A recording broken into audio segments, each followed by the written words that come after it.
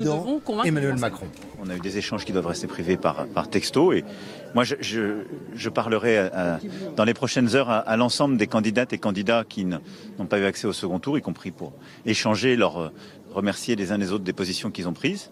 Mais moi je suis là aujourd'hui pour surtout convaincre, écouter aussi, parce que même si je suis heureux que plus de Françaises et de Français m'aient fait confiance hier qu'il y a 5 ans, je suis lucide sur l'état du pays et je pense qu'il faut évidemment continuer de convaincre, mais il faut aussi rassembler, c'est ma responsabilité. Très serré, vous allez avoir besoin de Jean-Luc Mélenchon. Est-ce que c'est vous qui lui avez envoyé un SMS ou est-ce que c'est lui, sans révéler les échanges privés, c'est la teneur politique? Qu'est-ce que vous vous dites? Respectueux des uns et des autres, je pense que ce qu'il faut, c'est parler à nos compatriotes et avancer sur le fond de manière sincère et en définissant ce que j'ai appelé aussi hier une méthode nouvelle. Et donc il y a un projet que je porte, j'essaie de le clarifier, de montrer en quoi il est juste et social également, en quoi il est productif et qui permet d'avoir une France plus forte et de mieux vivre. Après, je veux aussi entendre, et j'entends les divisions, les fractures, et c'est à moi de savoir rassembler autour de ça. On est marqué parce qu'il y a beaucoup de gens là-bas qui nous disent qu'ils ne voteront ni pour vous ni pour Madame Le Pen et qu'ils voteront blanc, qui ont l'air dégoûtés de la politique. Juste là-bas, ils viennent même pas vous parler. Mais il y en a qui vont venir me parler là, et là j'ai vu aussi beaucoup de jeunes qui me disaient j'ai voté Monsieur Mélenchon, ou j'ai voté ceci ou cela au premier tour, et qu'est-ce que je dois faire au deuxième? Et j'essaie de les convaincre, c'est pour ça que je suis ici. Vous savez, ici j'ai été 3e au premier tour. Donc je viens au contact de nos compatriotes pour expliquer, convaincre, entendre. Vous avez une mesure de gauche ou pas? Mais il y en a plein. Dans celle qu'on a faite, par exemple, ce que disait monsieur à l'instant, le dédoublement des classes qu'on a fait ces 5 dernières années, c'est une vraie mesure sociale, de justice populaire. Et quand je me bats pour revaloriser la retraite minimale à 1 100 €, quand je me bats pour réindexer sur l'inflation dès le mois de juillet nos retraites, si ce n'est pas une mesure populaire pour justement celles et ceux qui se battent pour leur pouvoir d'achat, quand je dis qu'il faut que celles et ceux qui travaillent puissent toucher une prime jusqu'à 6 000 € dès cet été face au pouvoir d'achat que le patron donnera sans charge et eux sans impôt, et que ce dividende salarié, on va le rendre obligatoire. C'est-à-dire quand vous versez aux actionnaires, il faut verser soit cette prime de pouvoir d'achat, soit un intéressement. C'est ça la justice. Mais c'est pas une coalition politique avec lui, même pour les législatives. Est-ce que vous pensez à une coalition politique? Présidentielle, ce sont nos compatriotes. Un meeting commun peut-être? Dernière question après je vous laisse. Un meeting commun? Un meeting commun avec Jean-Luc Mélenchon? Proposé ou pas? Non, oui, vous êtes là. Faut parler à nos compatriotes, c'est ça le sujet. C'est pas des sujets, je crois, d'appareil ou de partis politiques, mais je parlerai avec chacune et chacun et je veux surtout être au contact de nos compatriotes et convaincre. Merci beaucoup. Franchement, t'es en direct. Et oui, Paul Larouturou, nous étions en direct et merci pour cette interview du candidat Emmanuel Macron. La spéciale continue. Et cette campagne, ce premier jour d'entre-deux tours a commencé sur les chapeaux de roue, sur le terrain. C'est là d'ailleurs où se jouera le match entre un Emmanuel Macron qui est à Denain dans le Nord sur les terres de Marine Le Pen. Marine Le Pen qui, on l'a vu il y a quelques dizaines de minutes, a quitté son QG de campagne et qui sera cet après-midi dans Lyon pour, là aussi, son premier déplacement après le premier tour. On va revenir justement sur ce que disait Emmanuel Macron. Il y a ces Français auxquels il faut parler. On parlait tout à l'heure de Jean-Luc Mélenchon. On va essayer de clore vers la fin de cette interview, Arlette Chabot, avec Paul Larouturou. Le meeting commun, c'est pas ça. En tout cas, Emmanuel Macron veut parler à tout le monde. Ça, c'est la moindre des choses quand on veut être élu et gagner un second tour d'élection présidentielle. On n'imagine pas évidemment faisons les strates communes avec Jean-Luc Mélenchon, mais moi je retiens surtout ce que nous disait Amélie de Montchalin, c'est-à-dire la volonté d'Emmanuel Macron de continuer à élargir la majorité en accueillant tous ceux qui veulent le rejoindre venant de la droite, s'il en reste encore, parce qu'ils sont à peu près Nicolas déjà Sarkozy. tous arrivés. Il pense à Nicolas Sarkozy, évidemment. Oui, Nicolas Sarkozy. Qui ferait quoi, Nicolas Sarkozy ? Sans doute appelé à... Mais peut-être qu'Amélie de Montchalin vient de fermer la porte au nez de Nicolas Sarkozy. Parce que d'après les informations qu'on a eues, Nicolas Sarkozy... Ah oui, pas de coalition allemande. ...souhaitait une coalition négociée. Peut-être que toutes les informations sont fausses, mais vous lui avez... Vous m'avez demandé si on allait faire une coalition à l'allemande où on fait une réunion nuitamment pour dire... Pas nuitamment, c'est vu de tout le monde. Nuitamment au sens où c'est en Allemagne, il se trouve que j'ai été secrétaire d'État aux affaires européennes, j'ai suivi précisément la manière dont ça c'est vrai. C'est des semaines et des semaines. Ça se fait pas. Alors à la fin, le document est public, mais les accords, qu'est-ce que je lâche, qu'est-ce que je mets, c'est pas au vu et au su de tout le monde. Donc nous ne sommes pas dans cette culture politique-là. Et je crois que les Français d'ailleurs, on le voit, la confiance démocratique qu'on doit aussi recréer, elle appelle de la transparence. Beaucoup de clarté. J'observe d'ailleurs que ce matin, quand Laurent Wauquiez dit ce qu'il dit, il n'est pas du tout aussi clair que ce que disait Mme Pécresse hier soir. Je ne sais pas si quelqu'un a compris ce qu'il voulait laisser entendre par ne pas être supplétif de je ne sais qui. Donc nous, je crois que si on veut renouer le lien avec les Français dans notre démocratie, et je crois que c'est vraiment d'ailleurs l'objectif premier qu'on a à se fixer collectivement, c'est beaucoup de clarté, beaucoup de concret, remettre les Français et leur vie quotidienne au cœur, comme on l'a fait depuis 5 ans, aller chercher les résultats dans tous les territoires, associer les élus locaux, les chefs d'entreprise, la société civile. Vous dites aux responsables politiques, vous nous rejoignez, si vous voulez, sur notre programme. Et on est bien sûr prêt à ajouter à notre programme toutes les bonnes idées qui viendraient trouver leur cohérence dans ce que nous proposons. Alors, qu'est-ce qu'une bonne idée acceptable ? Non, mais une bonne idée acceptable, c'est d'abord une idée qui unit les Français. D'abord, est-ce qu'elle unit les Français ou est-ce qu'elle les divise ? Est-ce que, si on la met en œuvre, on travaille bien à un progrès ? On n'est pas dans le recul et dans le repli. Est-ce qu'ensuite, elle est réaliste ? Parce qu'il y a beaucoup de bonnes idées qu'on peut tous avoir en se réveillant le soir, mais qu'on ne sait pas mettre en œuvre. Madame la ministre, on peut considérer que les 65 ans, c'est mon cas par exemple, on peut considérer que c'est une très bonne idée qui divise les Français. Oui, les deux peuvent fonctionner ensemble. Sauf que la réforme des retraites du président, c'est pas les 65 ans, point. C'est effectivement allonger progressivement l'âge de départ à la retraite, plus la pension minimale à 1 100 € qui n'est pas aujourd'hui garantie, plus la fin du fait qu'il faille aujourd'hui travailler parfois jusqu'à 67 ans pour avoir sa retraite à taux plein, plus une mécanique de pénibilité pour les carrières longues. Donc en fait, la réforme, si vous la présentez dans son ensemble, elle peut unir. D'ailleurs, c'est une réforme de progrès. Parce que si vous regardez aujourd'hui, beaucoup de femmes qui ont des carrières, notamment comme on dit hachées, c'est-à-dire qu'elles se sont arrêtées, elles s'occupent de leurs enfants, elles ont parfois eu du mal à retrouver un emploi stable, sont aujourd'hui des personnes qui, et on ne le dit pas assez, pour avoir la retraite à taux plein qu'elles souhaitent, qui est parfois inférieure à 1 100 €, elles doivent aujourd'hui travailler jusqu'à 67 ans. Ce que veut le président, c'est de dire que l'âge c'est 65 et que donc on sort de cette logique où il faut travailler jusqu'à 67 ans et en plus il y a un progrès sur la retraite minimale. Donc vous voyez que si on le présente comme ça, c'est comme ça d'ailleurs qu'on le porte. C'est une retraite qui peut être une réforme d'unité. Merci beaucoup, Madame la Ministre, d'avoir été avec nous. On va vous laisser regagner le terrain, je suppose. Alors, en permanence, vous allez faire quoi moi je suis, vous voyez, j'étais beaucoup en Essonne, qui est le territoire où je suis élue depuis 2017. J'ai beaucoup été, vous savez, ces dernières semaines, ces derniers jours, dans des territoires qui votaient précisément largement Rassemblement national il y a quelques années, parce qu'il n'y a pas de fatalité. J'étais dans l'Aisne, dans l'Indre, dans le sud du Loiret, dans l'Orne, et donc je vais continuer évidemment à être à cette, comme on dit, portée de débat, parfois d'engueulade, parfois de soutien, et pour qu'on soit dans la clarté de ce que nous voulons proposer, et montrer que ça répond bien à chacun avec des propositions qu'on peut mettre en œuvre. Et pas des mensonges, et pas, au fond, une immense incompétence si on fait confiance à Mme Le Pen. On écoute le président. Ceux qui sont sortis, Nicolas Sarkozy, Jacques Chirac, François Mitterrand, Valéry Giscard d'Estaing, Général de Gaulle, quand ils se sont présentés, c'est les seuls sortants qui ont été au premier tour. Quand ils étaient au premier tour, il n'y avait pas de débat. Pourquoi ? Parce qu'au premier tour, chacun présente son projet. Les gens, c'est pas un conflit entre les uns et les autres. C'est chacun va d'un projet auquel il adhère le plus. Deuxième tour, c'est projet contre projet. Donc là, il y a un débat. Donc là, il y aura débat. On peut prendre un selfie. Ça va Henri, merci pour le côté des Merci. Monsieur le Président, est-ce qu'il y a des moyens pour les candidats indépendants comme nous? Moi, j'ai été candidat indépendant aussi. Et... Allez. Merci. Monsieur le Président, on est attendu. Allez. On va avancer un petit peu. Bonne journée. Parce que sinon, les gens, on la regarde.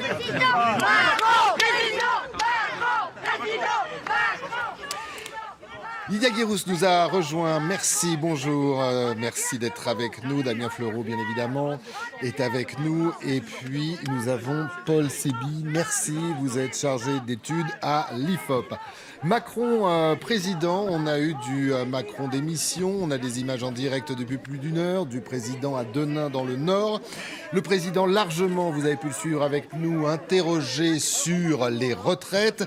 Le candidat Macron qui a dû faire face au pouvoir d'achat. Et il y a quelques instants, c'est le but de cet échange que vous entendiez. Il était dit à Emmanuel Macron qu'il refusait de débattre et qu'il refusait la campagne. Damien Fleureau, coup pour coup, on suivra cet après-midi dans Lyon, je crois, Marine Le Pen. Emmanuel Macron a décidé de dégainer le premier. Est-ce qu'on peut dire que les 10 jours à venir se passeront plus que jamais sur le terrain ?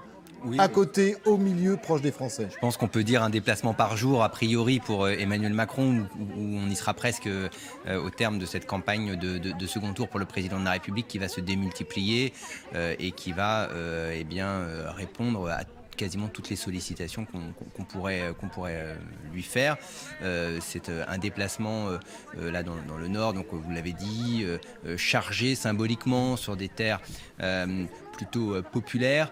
C'est d'ailleurs une autre façon de faire pour Marine Le Pen. On la suivra cet après-midi, Torigny-sur-Orose, une municipalité où elle est arrivée en tête, Marine Le Pen. Donc un terrain un peu plus balisé peut-être pour la candidate du Rassemblement national. Aujourd'hui, pour Emmanuel Macron, il l'a dit lui-même à l'instant, il est arrivé en 3e position dans cette commune de Denain. On écoute le président, il est interrogé sur l'hôpital. Il manque encore non mais s'il n'y a pas de titularisation, vous avez raison. On tourne toujours à flux tendu. Les conditions de travail sont exécrables. Donc moi je vous invite à une chose, Monsieur le Président, c'est d'aller voir les collègues qui sont en souffrance et leur exprimer leur souffrance. Mais surtout que vous me disiez ça, c'est important pour moi. Parce que moi j'ai monté... Vous connaissez le dossier, madame, parce que vous êtes interpellé à plusieurs reprises. Et comme vous le savez, madame, moi j'ai monté les moyens.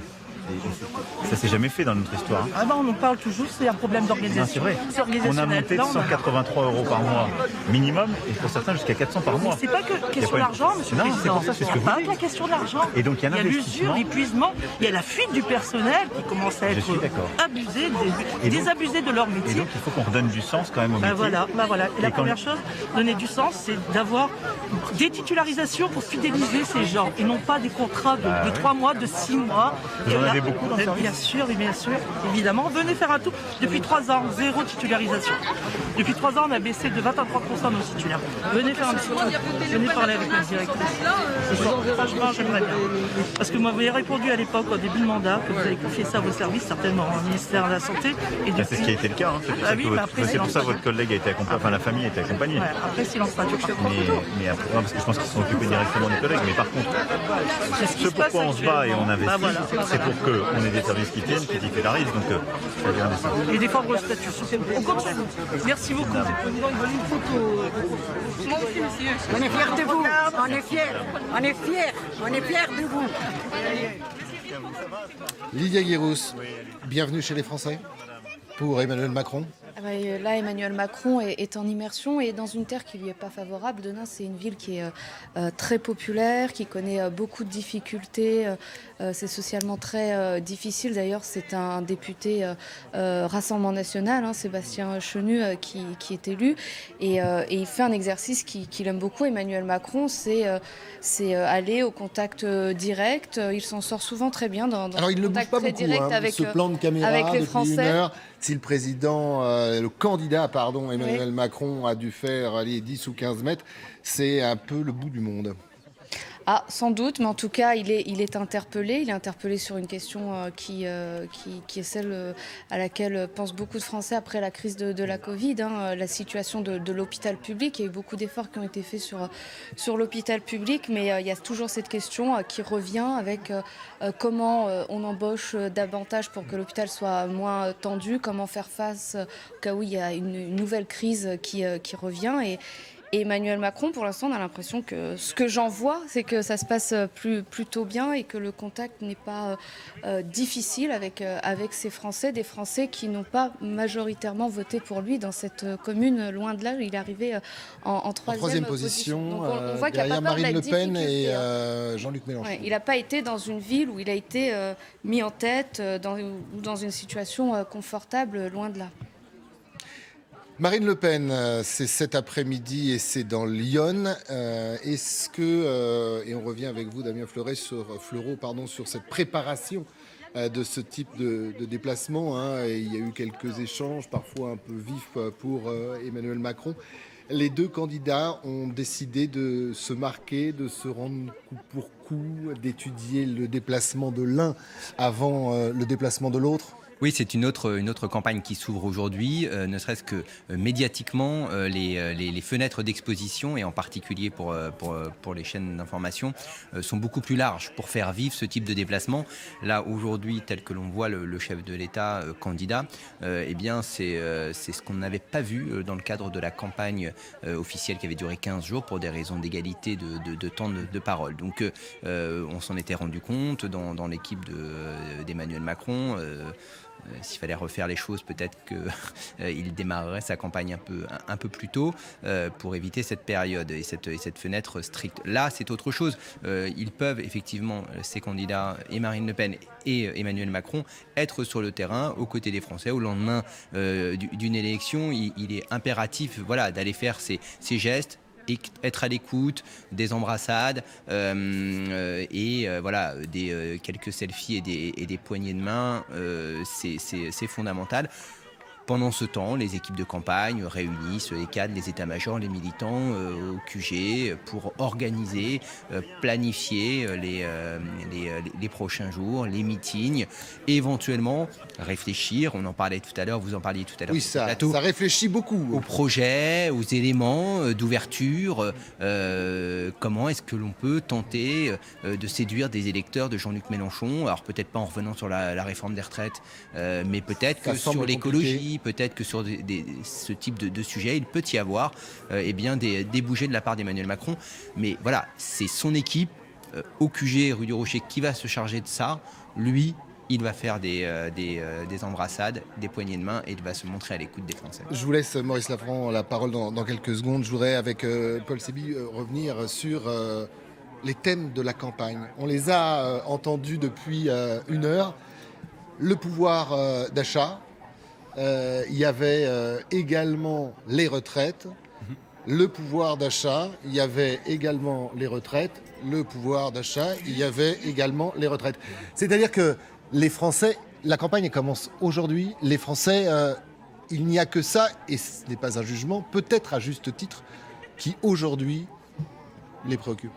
C'est intéressant parce que là on voyait l'extrait où une habitante lui parlait de la santé, et la santé c'était justement le thème principal qui a été déterminant dans le vote des Français, qui n'a pas été vraiment beaucoup évoqué pendant la campagne et qui lui revient un petit peu. Alors je vous coupe justement, priorité au direct, sur la laïcité, Emmanuel Macron intervient. Je suis battu contre certains qui, au nom de la religion, essayaient de sortir nos enfants, se battre contre l'égalité femmes-hommes, mais je veux que tous nos compatriotes, vous qui êtes là, je ne sais pas si vous étudiez ou si vous travaillez, ou si vous voyez, que vous puissiez avoir votre culte, c'est votre affaire intime, en famille, avec vos amis, mais qu'il n'y ait pas de...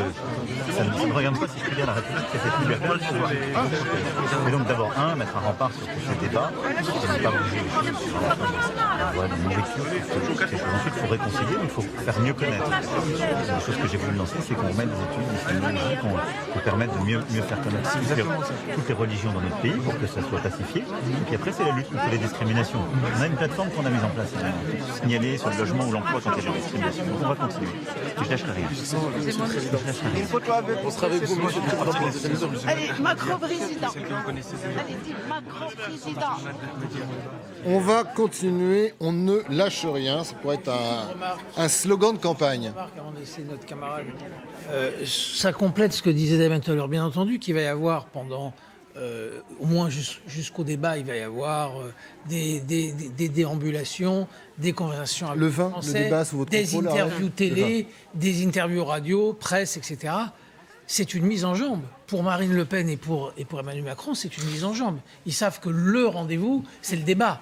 Tout ça sert pour mettre en scène et pour préparer le débat. Les arguments qu'il échange là, ce sera les mêmes arguments qu'il échangera avec Marine Le Pen face à lui. Rassurez-moi, ils n'attendent pas ce moment-là pour prendre le pouls de la France, pour savoir de quoi ils vont parler pendant le débat. Non, mais c'est une préparation, c'est une mise en jambe. Ce qui compte, c'est le débat. Et ils savent pertinemment que s'il y a un risque pour l'un ou pour l'autre, c'est le débat. Et s'il y a une chance pour l'un ou pour l'autre, c'est le débat. Alors c'est le débat parce qu'en 2017, le débat s'est mal passé. Ça a toujours été le débat. Ça a toujours été le débat. Donc mise en jambe, dites-vous. Vous partagez ce sentiment, Arlette ?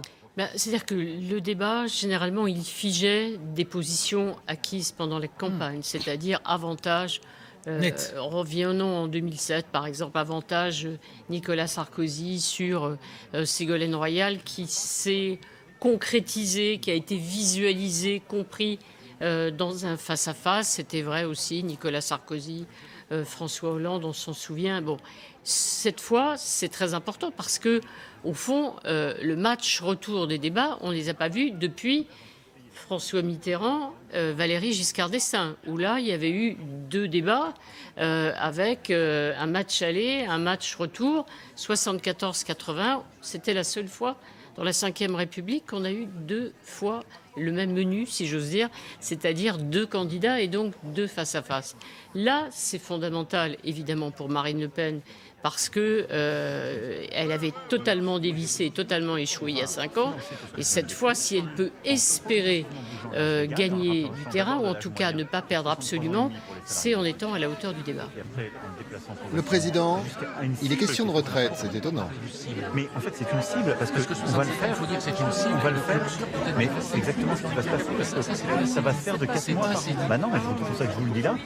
Et je vous l'explique. Et dedans, on va prendre en compte les carrières longues, l'invalidité et la pénibilité de certaines tâches, parce que les gens ne peuvent pas partir. Ceux qui veulent partir. Et après, on pourra composer. Qu'est-ce que c'est? Ah, venez là, venez. Dis-moi. Monsieur le Président, pour les plus 55 ans, les emplois. Oui. Alors qu'est-ce que vous allez faire? Bah, on continue à se battre. Oui, mais on n'arrive pas, j'arrive pas à trouver de travail. Pourtant, on a une super bonne mère. Elle fait tout pour nous. J'ai 58 ans. N'importe quel emploi, j'y vais. J'ai demandé un contrat de réinsertion, mais on me l'a refusé. Alors là, pour le coup, moi, je vais vous en Bah oui, je vous ai dit, j'ai écrit il y a 2 ans pour me trouver un boulot. Vous m'avez redirigé à l'ANPE, on ne m'a jamais trouvé ça. Ouais, mais, non, mais même là.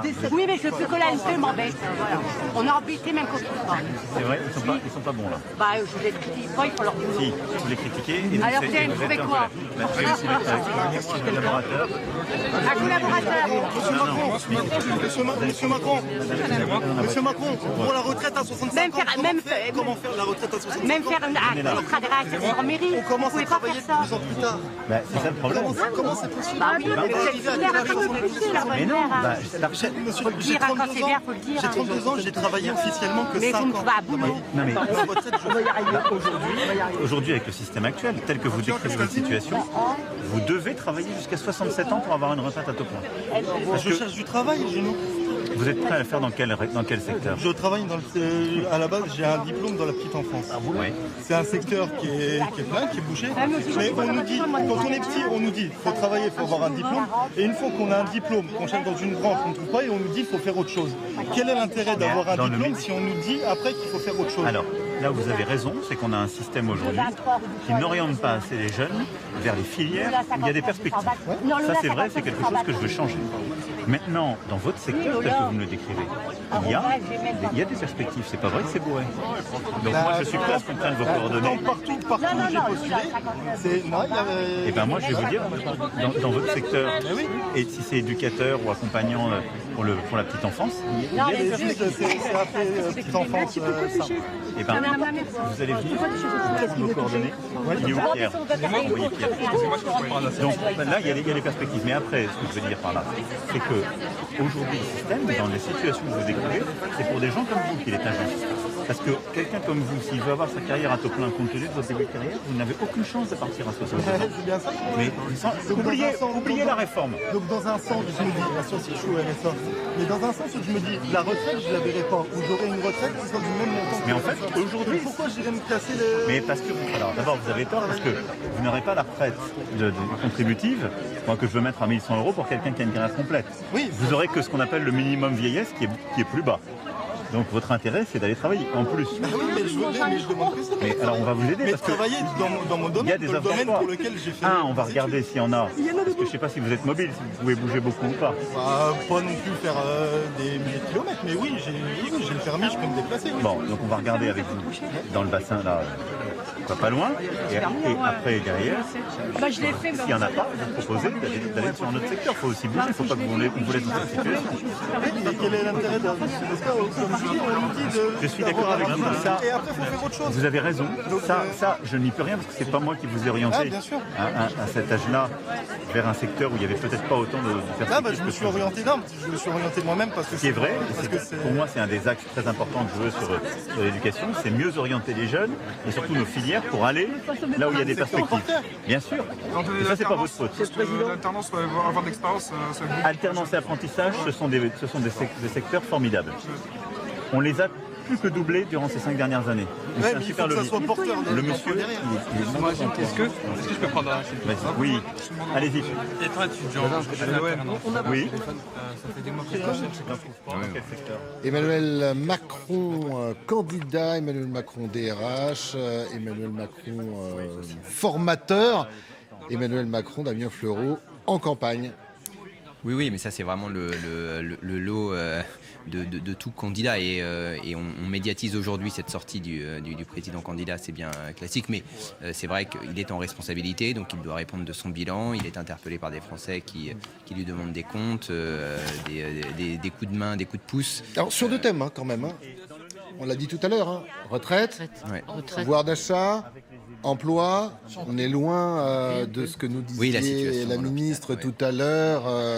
On ne parle pas d'écologie, on parle de rien. On est vraiment dans des choses qui sont finalement assez classiques. Ce sont effectivement des priorités, oui. C'est ça. Oui, c'est des priorités assez classiques et surtout, on l'a vu avec le contexte international, c'est aussi des thématiques sur lesquelles le président a été assez critiqué, notamment sur la hausse des prix récemment. Et donc on voit les gens l'interpelle sur des choses très concrètes. On sent que c'est une nouvelle campagne qui se lance et que la campagne de premier tour a un petit peu mis de côté toutes ces questions très pratiques. Et les Français, on sent qu'ils ne se sont pas intéressés beaucoup à cette campagne parce que cette campagne n'a pas été à la hauteur de leurs attentes. On le voit très clairement avec les interpellations des citoyens. Donc c'est un petit peu le nouveau souffle de la campagne qui, à mon avis, va se jouer un peu sur ces thématiques qui restent très importantes pour les Français, la santé, le pouvoir d'achat et leur avenir en général. C'est les préoccupations du quotidien finalement. C'est quel emploi je vais occuper, qu'est-ce que je vais avoir à la fin du mois pour vivre et pour faire vivre mes enfants. Si j'ai un pépin de santé, comment je me soigne et quel est l'état de l'hôpital qui se trouve à proximité. Ce que je remarque, c'est que le président n'a pas eu d'expression tranchante. Oui. Il a pu l'avoir à On le disait, alors pour être transparent moments. avec les téléspectateurs, on est loin de traverser la rue pour trouver du boulot. On le sent dans un nouveau... une nouvelle façon de faire, plus à l'écoute des Français. Alors est-ce que c'est le Emmanuel Macron nouveau? Est-ce que c'est l'expérience de ces 5 années et puis surtout peut-être l'expérience des polémiques que ça a pu susciter, ces expressions un peu directes. Voilà, Je crois pas du tout. Pardon, je crois pas du tout. Je suis assez d'accord avec Lydia, mais je crois pas du tout que ce soit le Emmanuel Macron nouveau. Il a toujours aimé faire ce genre de choses. Donc c'est le Emmanuel Macron traditionnel, sans les petites phrases. Voilà, il prend un soin absolument minutieux. Mais la petite phrase pourrait lui être fatale. Oui, on parlait débat, on va en reparler dans quelques instants. On peut penser qu'à 14 jours du second tour, il n'y a pas de petite phrase qui lui échappera. Ou alors, voilà. C'est ça, c'est ce que je disais. La petite phrase serait fatale et 14 jours pour s'en remettre, cet Emmanuel c'est compliqué. Macron-là, c'était déjà celui de la campagne de 2017, c'est le même, il n'y a pas de changement fondamental. Ou le candidat président, les déambulations interminables, effectivement, 2017, 2018, qui d'ailleurs... alors là, pour le coup, au bout d'un moment, il n'avait pas assez entendu, parce qu'il était un peu préoccupé par les commémorations de la Seconde Guerre mondiale. Il n'avait pas entendu des Français exprimer déjà des inquiétudes. Ça s'était plutôt bien passé, mais il y avait en germe tout ce que les Gilets jaunes allaient porter en termes de revendications, notamment sur effectivement les fins de mois qui commencent le 10 du mois. Donc ça, c'était un manque d'écoute. Voilà. Donc il n'avait pas. Mais sur la forme, voilà, c'est l'image traditionnelle de campagne. Sur la forme, ça ressemble à ce que que Emmanuel Macron, candidat, nous a montré pendant quelques années. Il va falloir aller pourtant les chercher, les électeurs. On en parlait tout à l'heure, notamment ceux de Jean-Luc Mélenchon. Emmanuel Macron en direct depuis tout à l'heure sur notre antenne dans le Nord, sur les terres de Marine Le Pen. Et Marine Le Pen, quelque part dans ses terres, dans Lyon cet après-midi, en tout cas là où elle est arrivée en tête. Est-ce que Damien Fleureau, on peut s'imaginer avant ce fameux débat du vin d'un vrai match, d'un vrai face-à-face, argument contre argument, où l'un et l'autre parlera aux électeurs et notamment aux électeurs de Jean-Luc Mélenchon. Ils ont compris, ils sont contre. Hein. Mais vous voyez, il faut avancer. Par contre, qu'est-ce que vous comptez faire pour les retraités? C'est ça, les retraités, nos enfants, à nous. Alors non, c'est autre chose. Madame, elle parle des retraités. Parce que ça fait 5 ans, je veux bien, hein, Vos parents plutôt. Mes parents, Voilà, mais pas mon père a travaillé pendant des années, il se fait que 300 € de retraite, c'est pas normal. Il a fait sa carrière complète. Mais il a fait sa carrière complète. Alors c'est pas possible qu'il soit à normal. 300 €. Vous allez me donner ses coordonnées parce qu'on va regarder son dossier. Ah, mais bien sûr. La parce retraite que- minimum, elle est à 990 aujourd'hui. Bah là, non. Aujourd'hui, non. Contributive. Aujourd'hui, non. Moi, je veux faire deux choses pour nos retraités. Je vous le dis très concrètement. Et je le dis parce que, pour le coup, le programme de Madame Le Pen ne permet pas de faire ça. Parce que comme elle propose aucune réforme, elle ne le finance pas. Et les retraites, je dis toujours, notre système par redistribution, c'est quoi? C'est les actifs qui payent pour les retraités. Donc il faut faire une chose, se battre contre le chômage pour qu'il y ait plus d'actifs qui financent. Et il faut pouvoir travailler un peu plus longtemps pour pouvoir financer nos retraités. Bon. Et donc je veux faire deux choses pour nos aînés. Que la retraite minimum de quelqu'un qui a toute sa carrière, elle soit de 1100 €. C'est-à-dire qu'on nous fasse une vraie augmentation. Et la deuxième, que dès juillet, on puisse réindexer sur l'inflation pour qu'il y ait du gain de pouvoir d'achat parce que les prix augmentent. Ces deux choses-là, vous ne pouvez pas les faire si vous ne bougez pas sur le reste. Mais votre papa, s'il est à 300, c'est qu'il y a un problème de reconstitution de carrière. La retraite à 65 ans, Monsieur le Président, l'électorat mélenchonien dont vous avez besoin n'en veut pas. Elle n'ira pas. C'est ça ma question, c'est comment ça se fait que le système de vote il est si mauvais en France? On est obligé de faire ça, et quand on va aux urnes, on n'a pas, on n'est pas là pour donner notre avis sur chaque candidat. Il n'y a pas de système parfait, mais je pense qu'il est améliorable quand même. vous devez d'abord. Même si c'est celui qui vous a élu. Voilà. Avant moi, il en a élu d'autres. Mais c'est un système qui permet de choisir. Et je crois qu'il est assez juste dans la mesure où il permet à tout le monde de s'exprimer. Vous vous exprimez sur des projets et il prend les deux sur lesquels vous avez porté le plus de préférence pour ensuite vous demander de choisir. Le système pur et parfait n'existe pas. C'est-à-dire que c'est pas vrai que vous pouvez élire quelqu'un qui est totalement d'accord avec vous. Sur une simple feuille, par exemple, on aurait chaque candidat sur chaque ligne et on mettrait par exemple une note à chaque candidat. Parce que par exemple, moi j'ai des candidats, je leur trouve kiff-kiff. Je peux pas mettre un candidat, les deux candidats dans l'urne, c'est pas possible. Et il y a des candidats, alors, voilà. C'est des systèmes, par exemple. Je pense que c'est améliorable. C'est plutôt des systèmes de liste. Ça ne marche pas pour une personne. Ça marche pour des majorités. Vous pouvez avoir des systèmes de proportionnels où en effet vous choisissez et vous tempérez. Et ça, c'est une réforme qui changerait les choses pour nos législatives plutôt. Au sens même de la démocratie, c'est quelque chose qui changerait énormément. Ça changerait les choses. Moi, j'y suis ouvert. Il faut maintenant qu'il y ait un accord politique dans les différentes formations.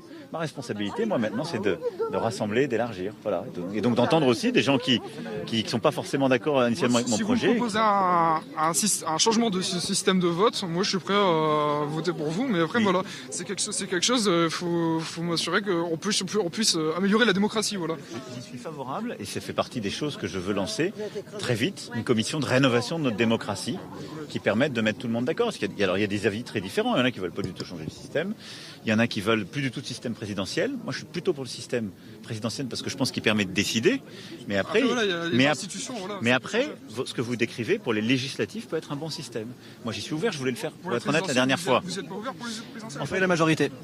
Non, j'ai pas réussi à avoir la majorité. Donc, je pense qu'il faut le faire de manière transpartisane. Parce que là, si on revient sur vos résultats, par exemple, vous avez 20% de 60% de... Parce qu'on a 20% d'abstention.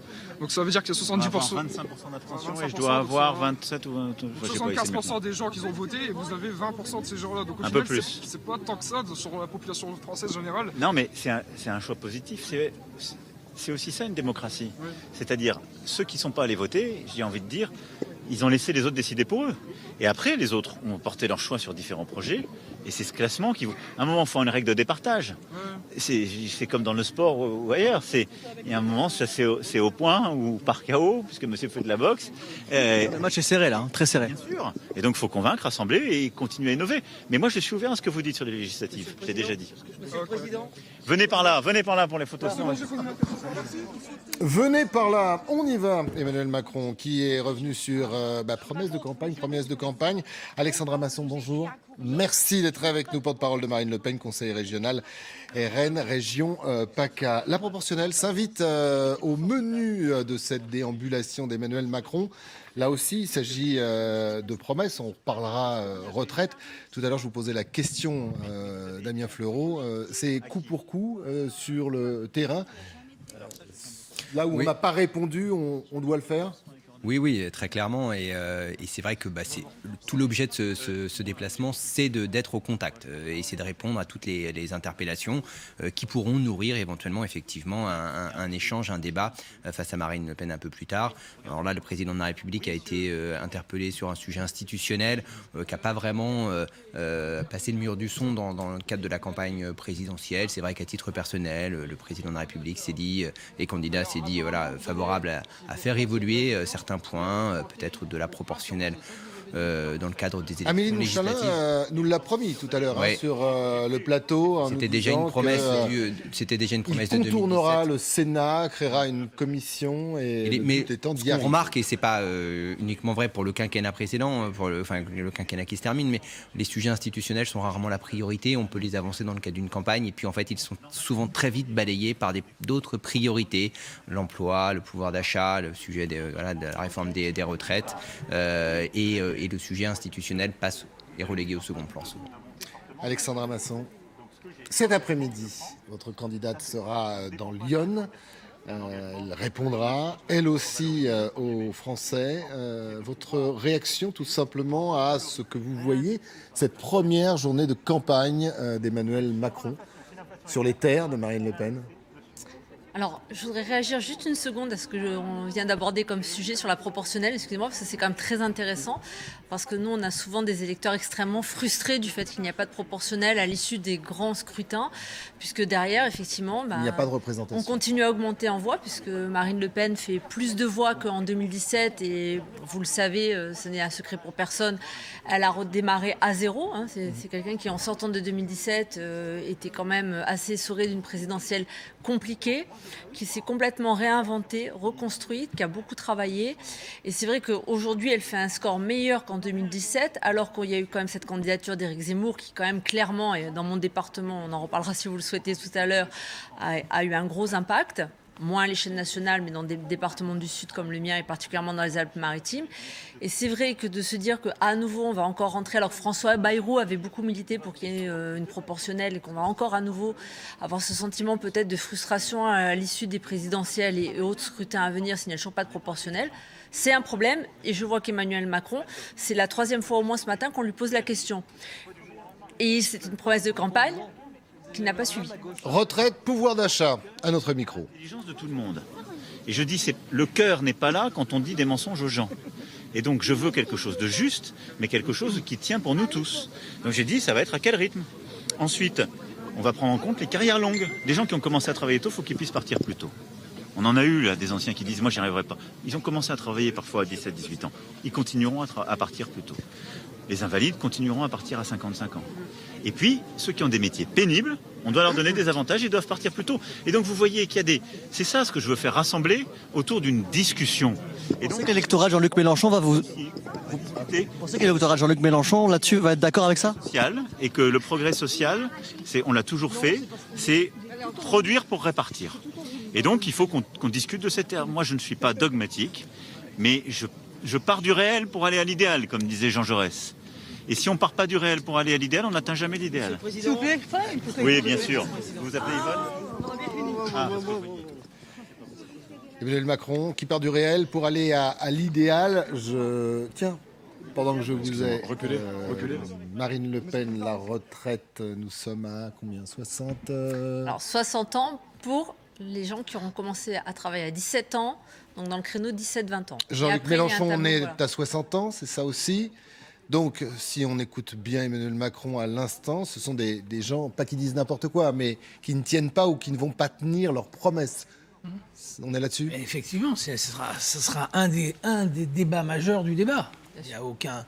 on se rend bien compte, dans cette première déambulation, une question sur 3 porte sur la retraite. Si ce n'est pas 2 sur 3. Si ce n'est pas 2 sur 3. Donc on voit bien que ça sera le cœur de ce débat.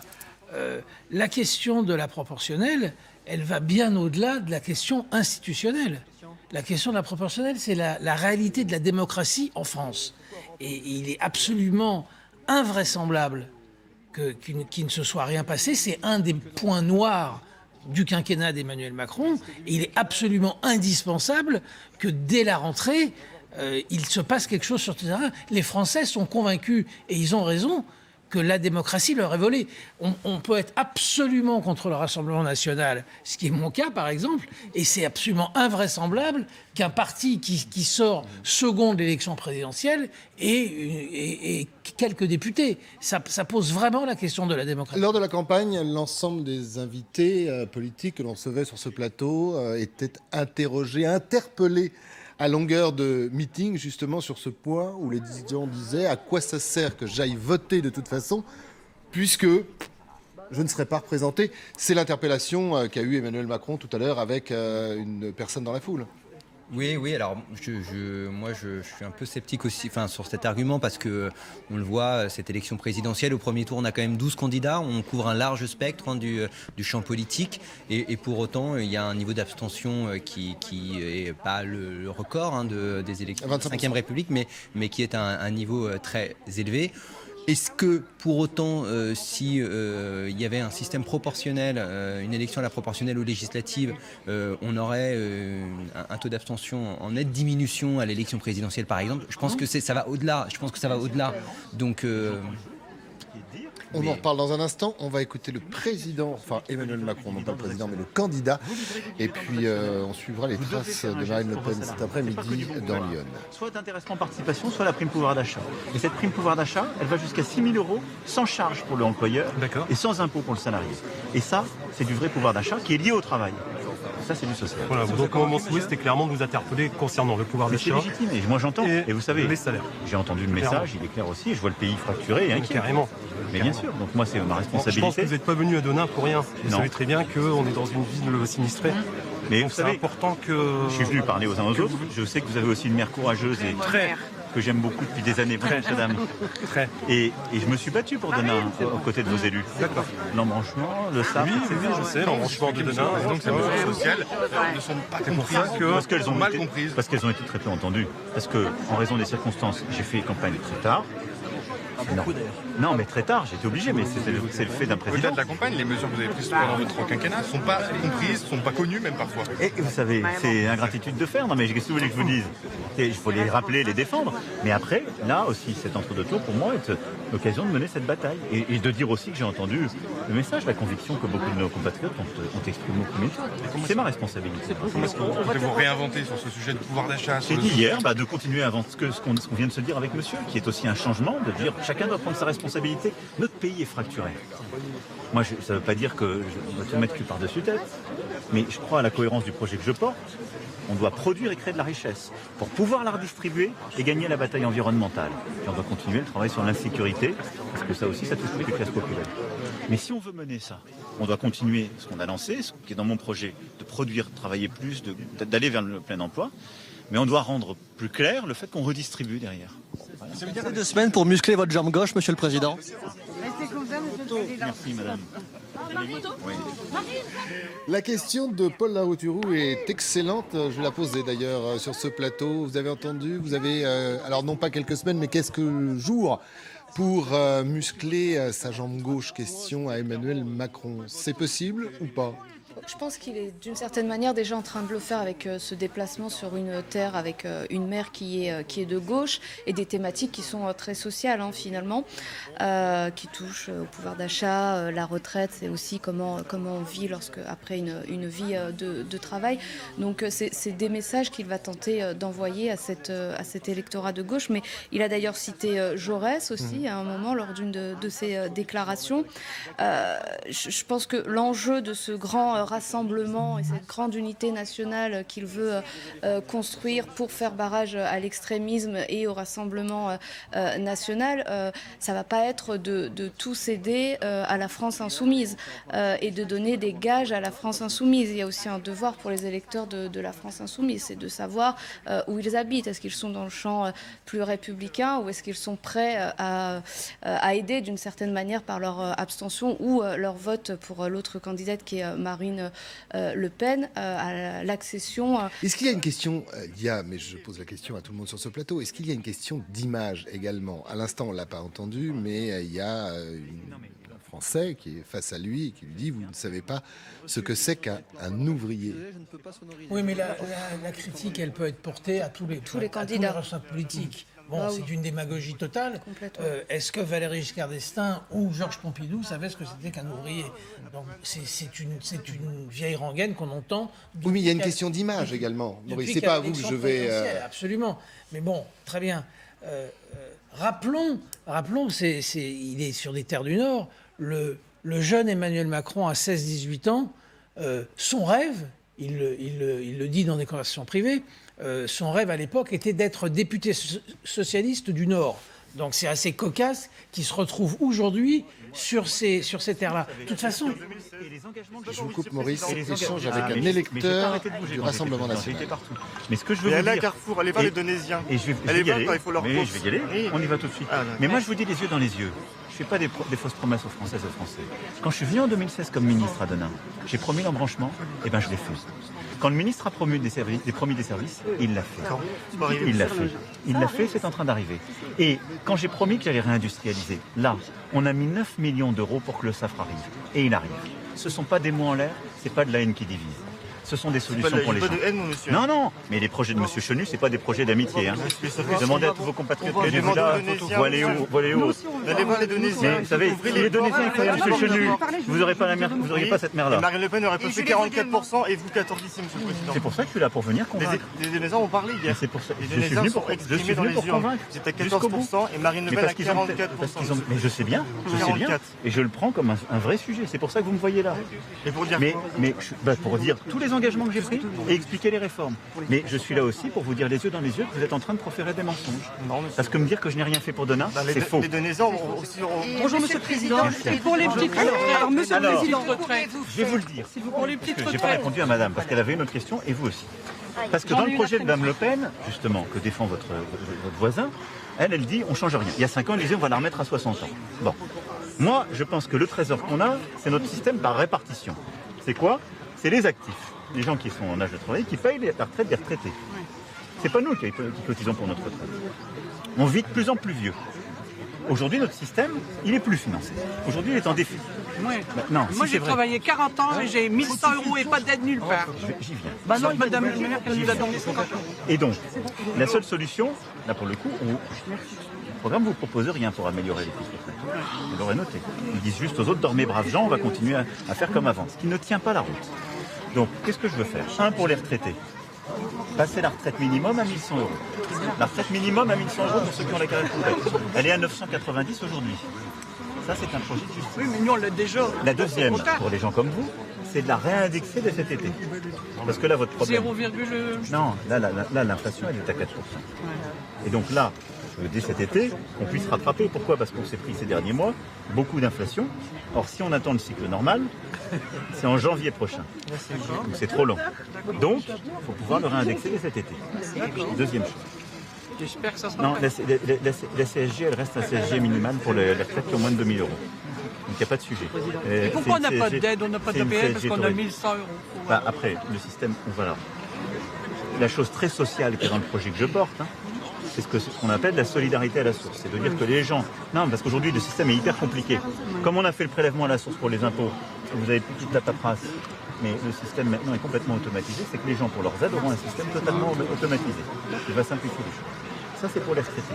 C'est pour ça que pour les actifs, aujourd'hui, le système, quand vous parlez des maçons, des professions qui sont difficiles, bon, aujourd'hui, le système, il est très injuste parce qu'il y a un âge légal qui est à 62 ans. L'âge moyen n'est pas de 62 ans. Pour les salariés du privé, il est à 63 ans et demi. Hors carrière longue. Pourquoi? Parce que les gens n'ont pas toute leur retraite à 62. Et vous en avez beaucoup de femmes d'ailleurs de carrière hachée qui vont jusqu'à 67 ans. Visite toujours que nous suivons en direct avec nos envoyés spéciaux d'Emmanuel Macron à Denain sur les terres de Marine Le Pen. Et il échangeait, vous avez pu le suivre en direct, avec un militant, semble-t-il, du Rassemblement national. Moïse Safran, vous voulez rajouter? Vous posiez une question sur la gauche et Emmanuel Macron. Mais à 13 jours du deuxième tour, il n'a absolument pas le choix. Le plein des voix sur son aile droite, elle est quasiment faite. Il reste quelques électeurs qui peuvent le rejoindre, très bien. Aujourd'hui, c'est l'ex-social-démocrate Emmanuel Macron, qui s'adresse à une partie d'électorat social-démocrate qui a voté pour lui en 2017 et qui n'a pas voté pour lui ce dimanche, et à la gauche mélenchoniste. Et il faut absolument qu'il fasse son trou dans ces deux gauches-là. Et c'est effectivement pour lui le plus difficile. Alexandra Masson, Marine Le Pen cet après-midi dans Lyon, premier jour de campagne entre ces deux tours. Elle va également s'adresser aux voix de Jean-Luc Mélenchon. Je rappelle que c'est sous contrôle, elle, qui, dès le mois d'août, s'était lancée dans une campagne sur le pouvoir d'achat des Français. Est-ce qu'elle va leur parler? Est-ce qu'elle sait leur parler? Qu'est-ce qu'elle attend? Alors non pas de Jean-Luc Mélenchon, mais de son électorat. Non, mais on sait de toute façon qu'il y a un décalage entre l'électorat et les personnalités politiques. Et clairement, déjà, on va parler à tout le monde. On ne parle pas que aux électeurs de Jean-Luc Mélenchon. On est là pour parler à tous les électeurs qui veulent autre chose que 5 ans de Macronie. Et ça, c'est très important. Et on le voit bien dans les questions là, qui sont posées. Il y a vraiment aujourd'hui deux systèmes et deux visions de la société qui s'opposent, celui de Macron et celui que nous, on propose aux Français. Parler aux électeurs de Mélenchon, bien sûr qu'on va leur parler comme aux autres, mais moi, ce que je lis là de ce que je viens d'entendre, c'est surtout on a certainement plus de propositions cohérentes. Je parle vraiment sur le programme de Marine à proposer aux électeurs de Mélenchon que M. Macron, parce que M. Macron, depuis le début de toutes ces conversations que j'entends sur les retraites, prône la retraite à 65 ans. Or, c'est vraiment un des points forts sur lesquels le programme de Jean-Luc Mélenchon ne va pas. Le programme de Jean-Luc Mélenchon est beaucoup plus raccordé au nôtre sur la thématique des retraites. Donc je pense que sur ce point qui est fondamental, puisque toutes les questions quasiment depuis tout à l'heure tournent sur le pouvoir d'achat et les retraites, c'est bien nous qui sommes le plus proches des électeurs et de ce qu'attendent les électeurs de Jean-Luc Mélenchon sur des problématiques comme le pouvoir d'achat et les retraites. C'est-à-dire que ce match à distance, Damien Fleuron, entre Marine Le Pen et... Si vous me permettez, oui. Madame Masson est une très bonne porte-parole parce qu'elle parle de Marine et de Monsieur Macron. Elle installe bien celle qui doit être proche des Français, qu'on appelle par son prénom, et l'homme d'en haut... C'est toute la campagne de Marine Le Pen. C'est toute la campagne de Marine Le Pen, et on le voit là très directement. Notamment avec les chats mais clairement, TikTok. et d'ailleurs, je vous rappelle que c'est Macron qui lui-même a instauré ce rapport aux Français quand il est arrivé. Là, vous ne dites plus Monsieur Macron. Oui, c'est devenu Macron. Là. Voilà. Et pourquoi? Parce que quand il est arrivé, le premier jour où il a été élu président, je vous rappelle qu'il a imposé statutairement aux Français une prédominance et une non-proximité. Et c'est vrai que Marine Le Pen, depuis 5 ans, elle, non-stop, elle a été dans la proximité avec les Français. Et on voit bien ce décalage. Aujourd'hui, il est en campagne, évidemment, il est quand même obligé de faire le minimum vital, mais c'est quelque chose de nouveau pour lui. C'est pas un exercice qu'il a pratiqué depuis des mois. C'est assez rigolo de constater que jamais dans l'histoire de l'élection présidentielle au suffrage direct, on a appelé un candidat, y compris dans la presse, on a appelé un candidat qui est présent au second tour par son prénom. C'est tout à fait inhabituel. Ça montre bien qu'il se passe quelque chose. Il y a peu de journalistes qui appellent la candidate Marine Le Pen par son prénom Marine, ou sinon il y a une proximité qui... Dans des journaux, ça se trouve écrit, effectivement. Mais bon, peu importe. Mais il y a ce jeu sur le prénom qui est intéressant, là. Damien et Fleureau, est-ce que... le faiseur de roi ou de reine s'appelle Jean-Luc Mélenchon, ou ce serait réducteur que de dire ça entre les deux tours? Alors, qu'on peut noter, c'est qu'Emmanuel Macron s'est particulièrement adressé à Jean-Luc Mélenchon ou à cet électorat. Bon, il a pris soin de citer tous les autres candidats des faits hier soir lors de sa prise de parole, porte de Versailles. Peut-être me retourner vers le spécialiste des enquêtes d'opinion pour voir où sont les réserves de voix. C'est vrai que oui, il y a sans doute de ce côté-là plutôt à prendre.